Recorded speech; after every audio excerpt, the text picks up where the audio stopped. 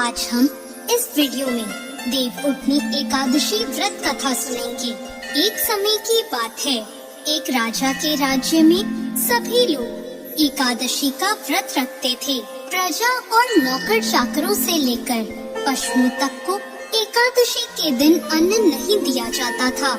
एक दिन किसी दूसरे राज्य से एक व्यक्ति राजा के पास आकर बोला, महाराज कृपा करके मुझे नौकरी पर रख लें।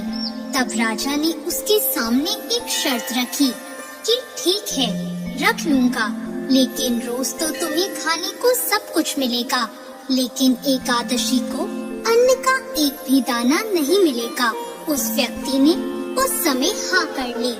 पर एकादशी के दिन जब उसे फलाहार का सामान दिया गया तो वह राजा के पास जाकर बोला, महाराज इससे मेरा पेट नहीं भरेगा, मैं भूखा ही मर जाऊंगा, मुझे अन्न दे दो।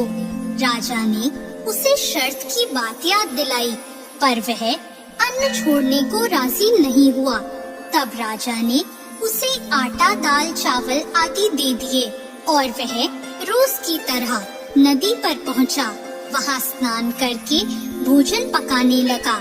जब भोजन बन गया तो उसने भगवान को बुलाया। आओ भगवान, भोजन तैयार है।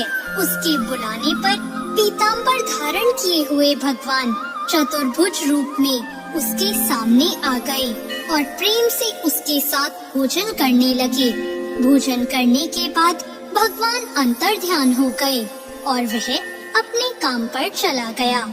15 दिन बाद अगली एकादशी को वह राजा से कहने लगा, महाराज मुझे दुगना सामान दीजिए। उस दिन तो मैं भूखा ही रह गया। जब राजा ने इसका कारण पूछा तो उसने बताया कि मेरे साथ भगवान भी खाते हैं, इसलिए हम दोनों के लिए ये सामान पूरा नहीं पड़ता। यह सुनकर राजा को बहुत आश्चर्य हुआ। वह बोला, मैं नहीं मान सकता कि भगवान तुम्हारे साथ खाते हैं। मैं तो इतना व्रत रखता हूँ, पूजा करता हूँ, पर भगवान ने मुझे कभी दर्शन नहीं दिए।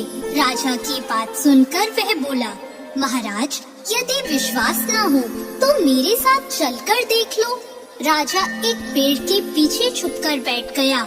उस व्यक्ति ने भोजन बनाया और भगवान को शाम तक पुकारता रहा, परंतु भगवान नहीं आए। अंत में उसने कहा, हे भगवान, यदि आप नहीं आए तो मैं नदी में कूदकर अपने प्राण त्याग दूंगा।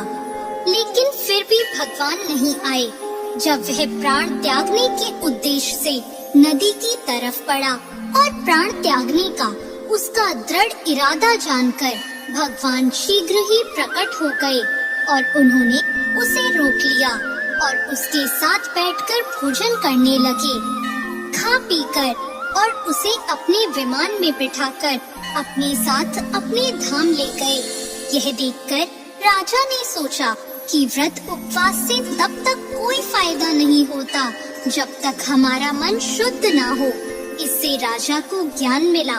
वह भी सच्चे मन से व्रत और उपवास करने लगा और अंत में स्वर्ग को प्राप्त हुआ। तो दोस्तों, कैसी लगी आपको आज की ये वीडियो?